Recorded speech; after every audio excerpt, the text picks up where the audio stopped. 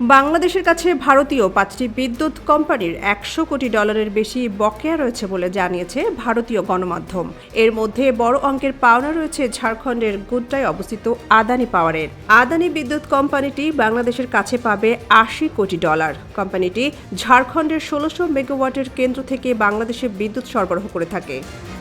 Economic টাইমসের এক প্রতিবেদনে জানানো হয়েছে ২০২৪ সালের ৩০ জুন পর্যন্ত সেইল এনার্জি ইন্ডিয়া পাবে প্রায় $১৫ কোটি।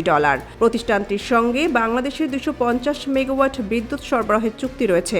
আর এক প্রতিষ্ঠান এনটিপিসি তার ৩টি প্ল্যান্ট থেকে প্রায় ৭৪০ মেগাওয়াট বিদ্যুৎ সরবরাহ করে বাংলাদেশে।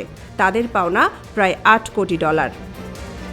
মার্চের শেষ পর্যন্ত বাংলাদেশের কাছে পিটিসি ইন্ডিয়ার পাওনা ছিল প্রায় $৮,৪৫,০০,০০০। অবশ্য ২৫ আগস্ট পর্যন্ত কোম্পানিটি বাংলাদেশের কাছ থেকে $৪,৬০,০০,০০০ পেয়েছে। বর্তমানে প্রতিষ্ঠানটির পাওনা $৭,৯০,০০,০০০।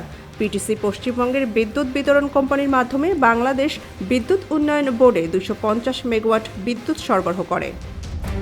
এছাড়া power grid corporation of India পাবে $২ কোটি।